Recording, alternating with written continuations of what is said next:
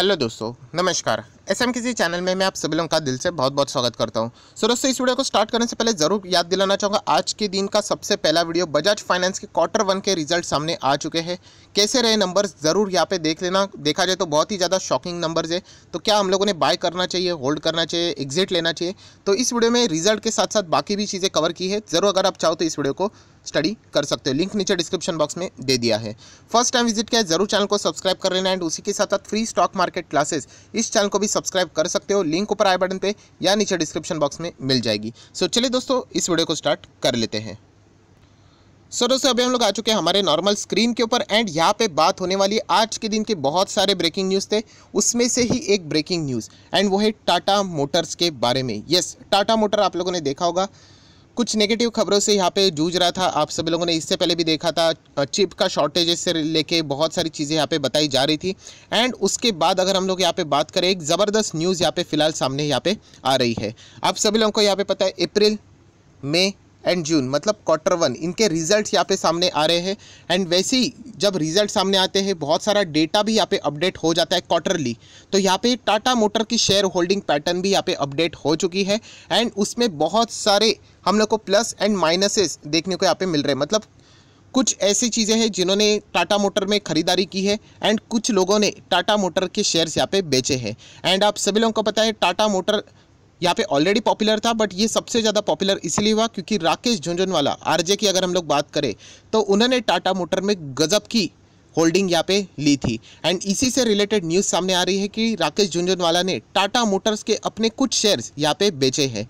कितने शेयर्स बेचे हैं, राइट, वो भी हम लोग को यहाँ पे देखना है। एंड आगे अभी क्या करना चाहिए उससे रिलेटेड हम लोगों ने यहाँ पे छोटा मोटा डिटेल यहाँ पे देखना है। सिर्फ आरजे ने नहीं, और किस किस ने यहाँ पे शेयर्स बेचे हैं टाटा मोटर्स के, वो भी हम लोगों को देखना है। एंड प्लस किसने यहाँ पे शेयर्स को ऐड भी किया है टाटा मोटर्स में, मतलब और कितने शेयर्स खरीदे हैं, वो सारी चीज़ें आप लोगों को इसी वीडियो में देखने को मिलने वाली है। सबसे पहले फॉर्मेलिटीज़ कर लेंगे। 301 रुपये पे ये स्टॉक देखने को मिल रहा है। आज के दिन भी बाजार की गिरावट के साथ 2.25% की गिरावट अप्रॉक्सीमेटली टाटा मोटर में भी देखने को यहाँ पे मिल रही है। तो चलिए सबसे पहले मेन आर्टिकल के ऊपर यहाँ पे आ जाते हैं, जहाँ पे आप लोग देख सकते हैं राकेश झुनझुनवाला की अगर मैं बात करूँ तो आप सभी लोगों को पता है, इनकी टाटा ग्रुप में सबसे ज़्यादा होल्डिंग किस में है, तो टाइटन में है। एंड टाइटन के बाद अगर सबसे ज़्यादा पॉपुलर अगर कोई होल्डिंग इनकी थी तो किसकी थी, तो टाटा मोटर की थी। दोस्तों, टाटा मोटर से ही रिलेटेड एक न्यूज़ सामने आ रही है। As investor Rakesh Jhunjhunwala sold 50 lakh shares of automotive giant Tata Motors. Yes दोस्तों, यहाँ पे उन्होंने 50 लाख शेयर्स यहाँ पे बेचे हैं। एंड ये जो शेयर्स बेचने के बाद अगर हम लोग यहाँ पे जो बात करते हैं परसेंटेज कितने अभी यहाँ पे हैं, तो फिलहाल वो परसेंटेज हम लोग को 1.14% अभी देखने को यहाँ पे मिल रहा है, राइट। मतलब आज भी अगर हम लोग बात करें तो वो 1% से ज़्यादा की होल्डिंग यहाँ पे मतलब रखते हैं। मतलब अगर अब मैं आपको दिखा देता हूँ बॉम्बे स्टॉक एक्सचेंज के ऊपर, चलो एक काम कर लेते हैं, यहाँ पे विजिट करते हैं। ठीक है, अभी आप देख सकते हैं, ये देखिए राकेश झुनझुनवाला आप लोगों को यहाँ पे नाम मिल जाएगा। नंबर ऑफ शेयर कितने, मतलब शेयर होल्डर कितने, एक ही है। एंड इनके पास कितने शेयर्स हैं तो आप लोग देख सकते हैं 3,77,50,000, जो कि होते हैं 1.14% की बात करें तो ऑब्वियसली ये शेयर्स है, रुपीज़ नहीं है।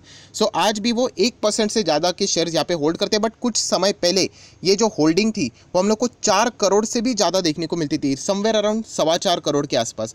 अभी आप लोग देखोगे तो उन्होंने कितने 50 लाख शेयर यहाँ पे उन्होंने बेचे हैं, राइट, जो कि हम लोग को देखने को मिल रहा है। अभी आप पूछोगे 50 लाख शेयर्स बेचे कितने प्राइस के ऊपर, दोस्तों ये प्राइस किसी को भी पता नहीं होती है, राइट, ये किसी को भी पता नहीं होती। हाँ, आप एक अनुमान लगा सकते हो रफली कि कितना हो सकता है, तो वो भी हम लोग यहाँ पे देखेंगे। ये देखिए डेटा सामने आ चुका है, झुनझुनवाला के पास 4.27 करोड़ शेयर्स थे एंड अभी हम लोग को फिलहाल 3.77 करोड़ शेयर्स आज अभी जून खत्म होने के बाद जो डेटा अपडेट हुआ है इतने देखने को मिल रहे हैं। 50 लाख शेयर्स यहाँ पे उन्होंने बेच दिए हैं।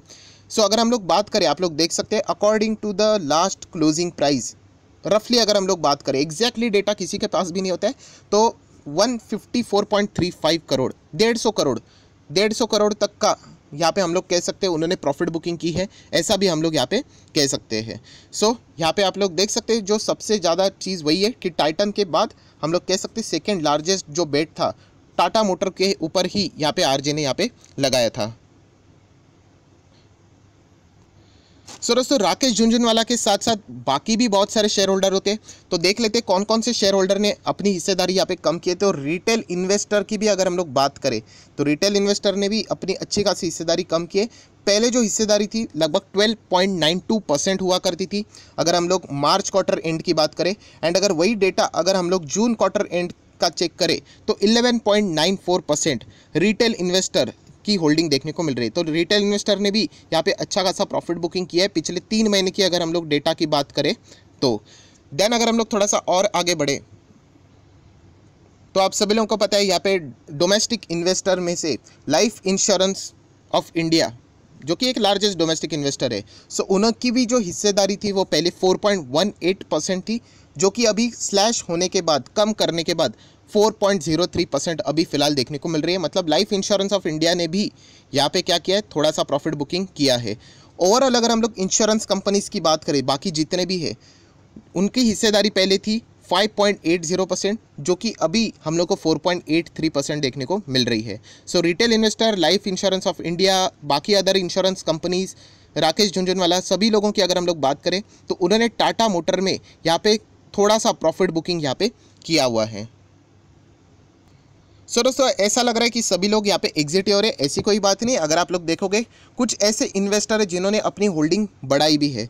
तो किन्होंने अपनी होल्डिंग यहाँ पे बढ़ाई है, तो सबसे पहले म्यूचुअल फंड की अगर हम लोग बात करें जिनकी होल्डिंग पहले थी 5.30%, वो अभी लगभग होल्ड कर रहे हैं 5.78%। सो म्यूचुअल फंड ने अपनी हिस्सेदारी यहाँ पे बढ़ाई है, जो कि शेयर होल्डिंग पैटर्न का अगर आप डेटा देखोगे तो वो सारा डेटा आप लोगों को वहाँ पे भी मिल जाएगा।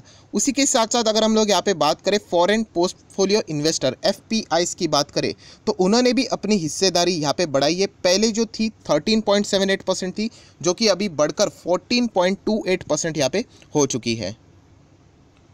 सो दोस्तों बताने का मकसद ये है कि foreign investor and mutual funds इन्होंने यहाँ पे टाटा मोटर के शेयर में खरीदारी की है पिछले 3 मंथ की अगर हम लोग बात करें या फिर Q1 की बात करें तो। सो यहाँ पे प्रॉफिट बुकिंग का मेजर रीज़न क्या बताया जा रहा है। सो दोस्तों प्रॉफिट बुकिंग की मेन वजह अगर हम लोग यहाँ पे देखें तो वो चिप शॉर्टेजेस से रिलेटेड इंटरनेशनल मार्केट में जो ये प्रॉब्लम देखने को मिल रही है यही यहाँ पे हो सकती है। अभी डेफिनेटली अभी ये Q1 में प्रॉफिट बुकिंग हुई है एंड इससे रिलेटेड न्यूज़ हम लोग को बाद में देखने को मिली। बट अगर हम लोग यहाँ पे कहें तो जो बड़े इन्वेस्टर होते हैं ऑब्वियसली इन चीज़ों के ऊपर उनका बहुत ही ज़्यादा क्लोज नज़र होता है, तो इससे रिलेटेड उनको थोड़ा बहुत अनुमान यहाँ पे आ गया होगा, तो इसीलिए उन्होंने शायद से प्रॉफिट बुकिंग की होगी, ऐसा एक्सपर्ट यहाँ पे एक्सपेक्टेशन के हिसाब से यहाँ पे बता रहे हैं। एग्जैक्टली किसी को भी कुछ चीज़ें पक्का पता नहीं होती, ये सिर्फ आपको RJ बता सकते कि उन्होंने यहाँ पे 50 लाख या फिर 150 करोड़ तक की प्रॉफिट बुकिंग क्यों की है। सो यहाँ पे ये न्यूज़ सुनने के बाद अभी बहुत सारे जो रिटेल इन्वेस्टर रहेंगे जिन्होंने सिर्फ RJ की न्यूज़ के चलते यहाँ पे निवेश किया था, तो ऑब्वियसली वो डिसअपॉइंट हो जाएंगे अभी, क्योंकि उनका जो सोर्स था वो एक ही था कि RJ ने निवेश किया इसलिए मैं भी करूँगा। जो कि मैं हमेशा कहता हूँ कि बड़े लोग कोई भी निवेश करें, चाहे भगवान आके आप लोगों को बता दे कि ये शेयर खरीदना है, तो आप लोगों ने कभी भी ब्लाइंडली कॉपी नहीं करना होता है, आप लोगों ने हमेशा खुद से स्टडी यहाँ पे करनी होती है। बट एक एडिशनल पॉइंट मैं ज़रूर कहना चाहूँगा, जो रिटेल इन्वेस्टर जो मतलब कमेंट सेक्शन से यहाँ पे सारी चीज़ें पता चलती है, तो मैं उनको ये भी कहना चाहूँगा कि एज सच कोई आप लोगों ने पैनिक होने की ज़रूरत नहीं है। जो ये कह रहे थे कि सर RJ ने यहाँ पे एग्जिट किया है, तो ऐसी बात नहीं, उन्होंने सिर्फ 50 लाख शेयर्स बेचे हैं। आज भी उनके पास 3,77,50,000 शेयर्स यहाँ पे बाकी है। तो फिर सर उन्होंने क्यों बेचे होंगे, तो वो उनकी खुद की स्ट्रैटेजी है, हम लोग नहीं बता सकते। वो अपने अपने हिसाब से हर कोई अपना स्ट्रैटेजी यहाँ पे चलाता है। अगर कल उनको लगे तो वो सारे के सारे शेयर्स भी बेच सकते हैं, उनके खुद के टैक्स के कैलकुलेशंस रहेंगे, उनके हिसाब से वो सारी चीज़ें यहाँ पे करते रहते हैं। इसके पहले भी उन्होंने टाइटन में बहुत बार शेयर्स बेचे थे, उसके बाद बहुत बार शेयर्स वापस उन्होंने खरीदे भी थे। तो इसलिए कहना चाहूँगा हर एक का अपना अपना यहाँ पे प्लानिंग रहता है। सो अगर आप लोग सिर्फ ये जो डेटा देखोगे, क्योंकि प्रॉब्लम क्या होता है कि कोई भी अगर एक रिटेल इन्वेस्टर यहाँ पे अगर 1% से ज़्यादा शेयर खरीद लेता है तो उसका नाम यहाँ पे फ्लैश हो जाता है। अगर कल आप जाकर भी खरीदोगे ना तो आपका भी नाम यहाँ पे फ्लैश हो जाएगा कि 1% से ज़्यादा अपनी हिस्सेदारी खरीदी, तो आपका भी नाम आ जाएगा। सो RJ बहुत बड़े निवेशक है, तो अब उनका नाम आ जाता है, तो बहुत सारे रिटेल इन्वेस्टर भी ब्लाइंडली कॉपी यहाँ पे करने की कोशिश करते हैं, जो कि एक गलत बात है। सो इतना ही कहना चाहूँगा यहाँ पे कि अगर टाटा मोटर आप लोगों के पास है, तो मैं ऑलरेडी आप लोगों को स्पष्ट शब्द से बोल भी चुका हूँ कि जो भी यहाँ पे बायर होगा उसने एटलीस्ट टाटा मोटर को 2.5 से 3 साल यहाँ पे टाइम देना चाहिए। टाटा मोटर का सबसे बड़ा दिक्कत है कि कर्जा, आप सभी लोगों को पता है कि बहुत ज़्यादा कर्जा है इनके ऊपर, उस चीज़ को लेकर भी बहुत झगड़े हो चुके हैं। सो टाटा मोटर के मैनेजमेंट ने कहा था 2.5 से 3 साल हमें दे दीजिए, एक्चुअली 3 साल बोला था, अभी वो टाइम तो पुराना हो चुका है। सो 2 से 2.5 साल अभी हम लोगों को और दे दीजिए, हम लोग कंपनी को नियर बाय डेट फ्री यहाँ पे लाकर खड़ा कर देंगे। अगर उन्होंने इन बातों के ऊपर अगर वो खड़े उतरते हैं सो डेफिनेटली टाटा मोटर हम लोग को अच्छी तरीके से तेज़ी पकड़ते हुए देखने को भी मिल सकता है। सो अगर टाटा मोटर के मैनेजमेंट के ऊपर अगर आपका भरोसा है तो मुझे ऐसा लगता है कि आप लोगों को इन न्यूज़ का कोई भी फ़र्क यहाँ पे पड़ना नहीं चाहिए। हाँ, अगर आपने ऐसे ही किसी ब्लाइंडली कॉपी किया होगा, आरजे खरीद रहे इसलिए मैं भी खरीद लूँगा, तो दोस्तों ऑब्वियसली आप लोगों की मतलब हिम्मत की अगर मैं बात करूं तो वो हिम्मत ज़रूर हिल सकती है यहाँ पे, क्योंकि आपका जो सोर्स था वो यही था कि आरजे ने, बड़े इन्वेस्टर ने खरीदा, इसीलिए आप लोग यहाँ पे खरीद रहे हैं।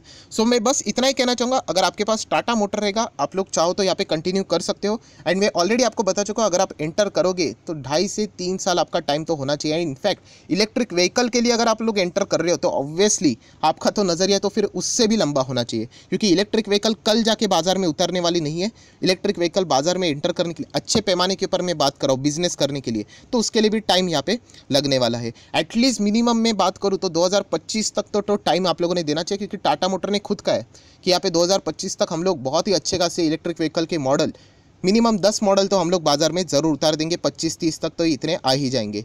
सो अगर आप लोगों ने निवेश किया है तो लंबी अवधि के लिए निवेश यहाँ पे आप लोगों ने कंटिन्यू करना चाहिए। बस इतना ही मैं आप लोगों को यहाँ पे बता सकता हूँ। एंड अगेन कह रहा हूँ, यहाँ पे आरजे बाय करे, आरजे पूरा सेल करे, इससे आप लोगों ने कोई लेना देना होना नहीं चाहिए।